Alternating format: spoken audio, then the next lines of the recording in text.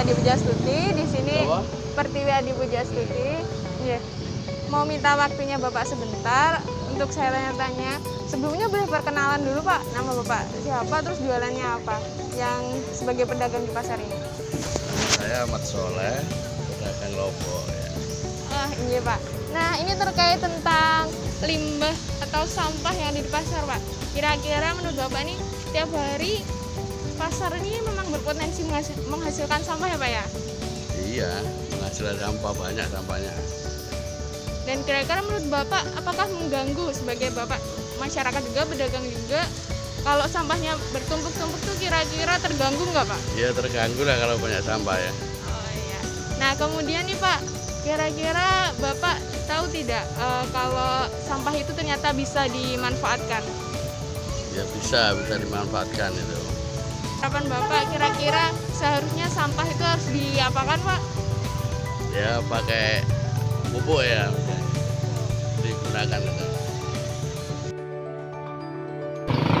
Sampah di masyarakat menjadi suatu hal yang sangat mengganggu oleh masyarakat. Maka dari itu pemanfaatan sampah sebagai cair yang sangat bermanfaat perlu kita inovasikan sehingga sampah atau limbah organik itu bisa dimanfaatkan.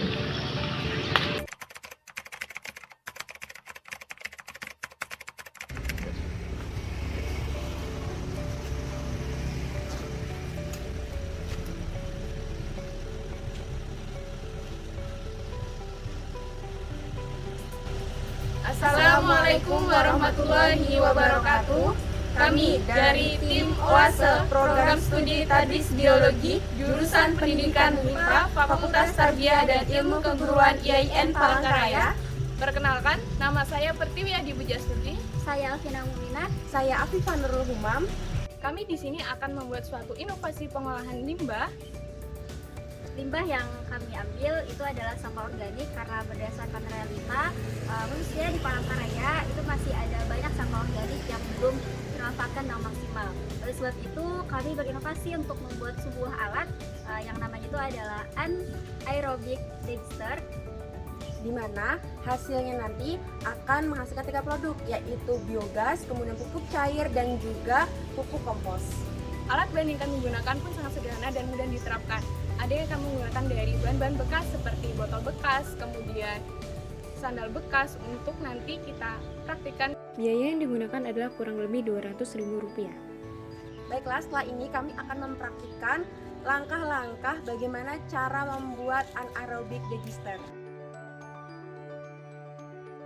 ini adalah alat dan bahan yang akan kami gunakan untuk merangkai alat anaerobic digester. Yang pertama alat yang kami gunakan itu ada timbangan, kemudian ada ember, ada solder, kemudian gergaji, ada gunting, dan ada sendok. Nah, kemudian bahan yang kami gunakan ini adalah bahan utamanya, yakni sampah organik yang sudah dicacah, kemudian ada bakteri M4, lalu ada botol bekas air mineral, kemudian plastik, selang infus, lem pipa, kemudian pipa pralon, karet, isolasi, lakban, tali rafia, dan juga gula.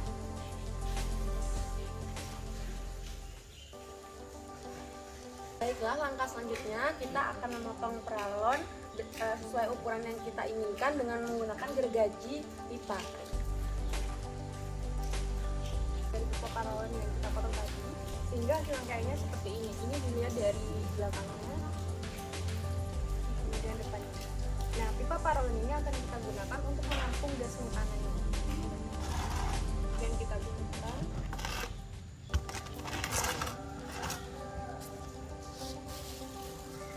Selanjutnya kita akan memasang untuk tempat penampung gas metannya menggunakan plastik.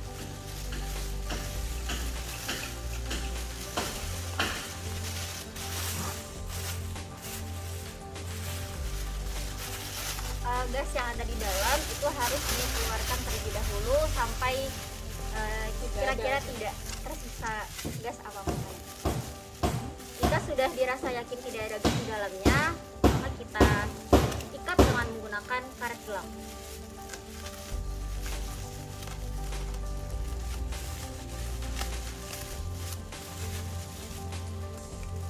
Kemudian untuk di depan itu kita beri keran untuk memudahkan saat kita mengambil scoop sayurnya. Tahap selanjutnya adalah proses pengkosan, dan dulunya menggunakan sampah organik. Sampah organiknya dari dedaunan, kemudian ada sampah dari sayuran dan buah-buahan. Untuk selanjutnya kita timbang sebanyak 10 kg.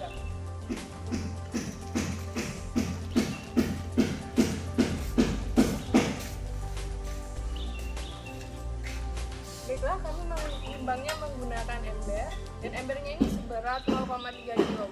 Kita timbang dulu tadi di awal. Ini langsungnya. Untuk satu ember ukuran kecil segini itu seberat 3,7 karena dikurangi dari hasil berat ember. Di sini sudah menunjukkan dari berat dari sampah yang ingin kami gunakan. Maka selanjutnya untuk mencapai 10 kg kami akan menimbang untuk kedua kalinya. Kemudian kami akan memasukkan sampah tadi ke dalam ember yang sudah dipasang keran. Setelah kami masukkan sampah tadi ke dalam ember, kami akan memasukkan bakteri EM4 dan juga air serta gula pasir dengan perbandingan 1 untuk sampah, kemudian 10 sendok makan untuk bakteri EM4, kemudian 100 ml air, kemudian 10 sendok makan gula pasir. Perlu diketahui bahwa penambahan EM4 ini untuk mempercepat proses pembentukan dalam pengomposan. Dan penambahan gula ini karena bakteri E4 ini bersifat dorman dan harus diaktifkan dan diberi makan, tentunya maka menggunakan gula ini sebagai solusi untuk mengaktifkan bakteri E4. Baiklah, selanjutnya kita akan mencampurkan bakteri EM4 ke dalam air 100 ml. Kemudian kita melarutkan gula pasir tadi dengan air dan juga bakteri EM4 agar tercampur secara merata. Diaduk dengan menggunakan sendok. Oke, setelah semuanya sudah tercampur rata, maka kita masukkan ke dalam sampah yang sudah disediakan tadi. Inilah hasil dari pencampuran setelah ditambahkan dengan E4, gula, kemudian air. Untuk selanjutnya akan kita tutup rapat Dengan menggunakan kain bekas terlebih dahulu.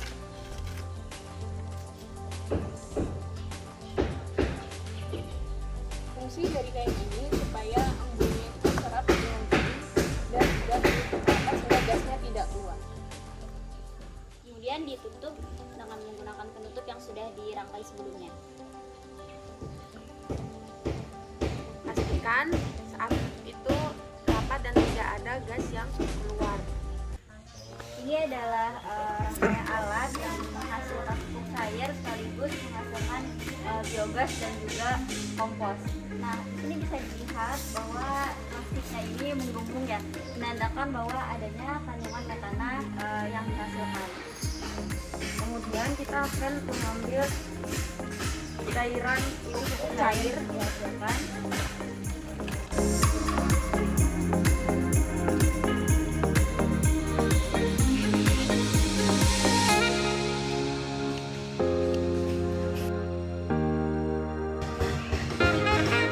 Ini adalah hasil dari pupuk organik cair sudah difermentasi.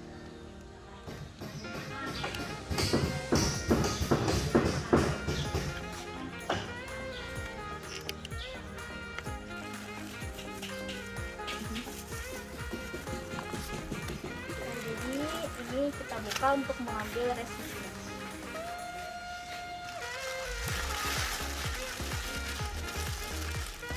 Karena kita tidak menggunakan lapisan udara, sehingga saat membuka residunya kita harus menutupnya dengan menggunakan plastik.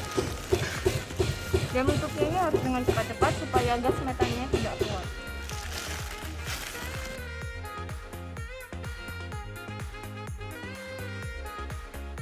Bisa dilihat ini adalah hasil dari pengomposan selama kurang lebih 5 hari. Ini akan kita ambil untuk kita jadikan kompos. Yang resinnya tadi sudah. Tahap selanjutnya adalah kita akan mengambil ampas dari hasil fermentasi untuk dijadikan pupuk kompos.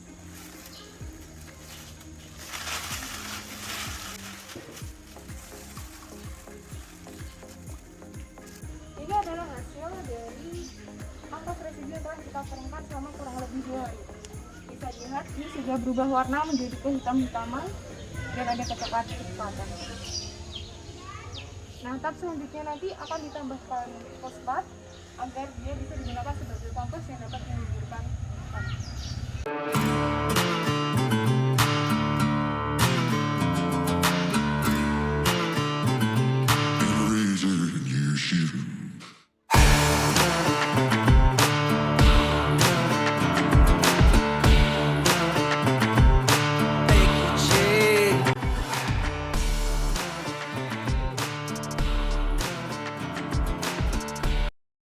Baiklah, tahap selanjutnya setelah kita mendapatkan hasil residu pencairan yang sudah disaring, ini kita buat untuk penyubur tanaman. Bisa dilihat ini ada 3. Kita menggunakan bekas botol ya. Di sini ada 3 yang kontrol, kemudian 3 yang untuk eksperimen. Yang selanjutnya kita akan menggunakan untuk dia kontrolin ke tanamannya, jadi kita tidak perlu lagi untuk ngecek setiap hari. Jadi kita menggunakan inovasi berupa selang infus. Nah, bisa dilihat ini ada beberapa yang menggunakan tabung putih yang untuk 2 kontrol, yang lainnya tidak.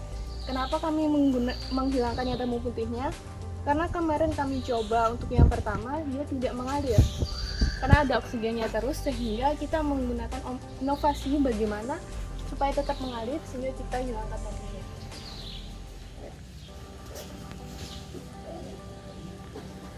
Bisa dilihat dia akan otomatis mengalir langsung ke tanaman tanpa kita harus mengecas secara manual. Baik, mungkin di sini bisa dilihat bahwa botol bekasnya sudah kami lubangi sedemikian rupa, di mana fungsinya itu agar memudahkan kami untuk mengisi ulang nutrisinya.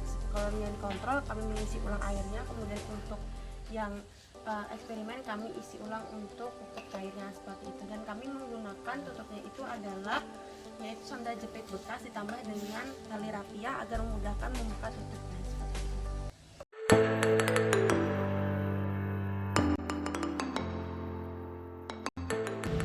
Bangga menjadi mahasiswa IGN Palangkaraya.